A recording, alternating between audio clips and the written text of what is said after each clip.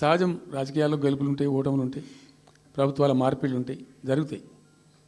కానీ ఎంత తెలుగు తక్కువ దద్దమ్మ ప్రభుత్వం వచ్చినా, నెక్స్ట్ సక్సెసివ్ గవర్నమెంట్ ఎవరు వచ్చినా రాష్ట్ర ప్రయోజనం కదా ఒక ప్రాజెక్ట్ అంటే. ప్రజలకు నీళ్ళు వచ్చేది కదా, ప్రజలు బ్రతికేది కదా, దాన్ని కొనసాగిస్తారు. ఇప్పుడు ఒక్క తట్టెడు మట్టి కూడా తీయలేదండి. మా గవర్నమెంట్ పోయిన తర్వాత పాలమూరు ఎత్తిపోతల పథకంలో ఒక తట్టెడు మట్టి కనీసం నేను తీయలే. మరి దాన్ని ఎందుకు అబాండన్ చేసినరో, దాని ఇంకేం ఉద్దేశం ఉందో, ఇంత నిష్క్రియాపరత్వం ఏంది, ఇంత దారుణమైంది. 2 నెట్ సంవత్సరాలు గడిచిపోయినాయి. ఇప్పుడు మేము గమనిస్తున్నాం. మధ్యలో ఏమైంది, కేంద్ర ప్రభుత్వంతో తమాషా. బీజేపీ మొదటి నుంచి మాకు తెలంగాణకు శని అయింది. అది కేంద్ర ప్రభుత్వం ప్రతిదాన్ని వ్యతిరేకించడమే. ప్రతిదానిగా చంద్రబాబు ఎన్డీఏలో చేరడం, ఆయన మాటలు పట్టుకొని వ్యతిరేకించడం, అడ్డంగా ఇష్టం వచ్చిన పద్ధతిలో. మేము బాగా కొట్టాను. మేము ఉన్న రోజులు అనేకమైనటువంటి పోరాటాలు చేసి దాన్ని అప్పటికప్పుడు సాధించుకున్నాం. అనుమతులు కానీ ఇంకోటి కానీ మొత్తం 9-10 అవసరం పడతాయి. అందులో 6 అనుమతులు ఆల్రెడీ వచ్చేసినాయి.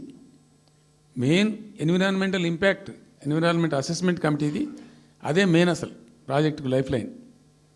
దాని మొత్తం అనుమతులు వచ్చేసినాయి.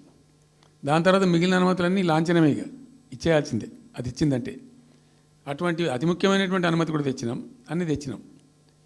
అన్నీ వచ్చిన తర్వాత కేంద్ర ప్రభుత్వం మన చంద్రబాబు నాయుడు ఎంపీలు అవసరం ఉంది కదా అక్కడ వాళ్ళకు.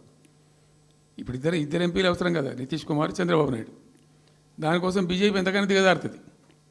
ఆడ ప్రభుత్వం నిలబెట్టుకోవాలి కాబట్టి ఎంతకైనా దిగజారి ఆయన మాట పట్టుకొని డిపిఆర్ను వాపసు పంపించారండి.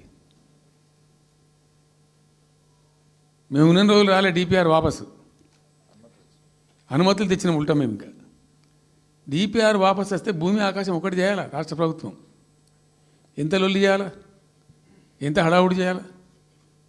ఆల్ పార్టీ డెలిగేషన్ తీసుకుపోవాలి. అవసరం వస్తే మేము వడ్లు కొనకపోతే పోయి ఢిల్లీలో ధర్నా చేసినామండి. మేము అప్పుడు మా గవర్నమెంట్ ఉన్నప్పుడు రైతులు పండించిన పంట కొనకపోతే యావత్తు ఎమ్మెల్యేలము, క్యాబినెట్ అందరం పోయి ఢిల్లీలో ధర్నా చేసి కేంద్ర ప్రభుత్వం మెడలు వంచినాం. మేము 80 లక్షల టన్నులు మనకి తీసుకుంటామనేటువంటి ఒప్పందం మీద సంతకం చేయించుకొని వచ్చినాం.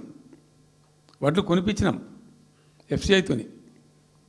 మామూలు వడ్లు కొనకపోతేనే మేము అంత అడావుడి చేసిపోయినాము. కానీ ఒక ఇంత పెద్ద ప్రధానమైన 3 జిల్లాలకు సంబంధించిన ప్రాజెక్టు డిపిఆర్ వాపసు పంపిస్తే వీళ్ళు కుయ్యలేదు, కుట్టుకోలేదు, వాళ్ళకి చెప్పని కూడా చెప్పలేదు. తెలియదు ఎవరికి బయట. జస్ట్ దేవర్ ఇంకా బాధాకరమైన అంశం ఏంటంటే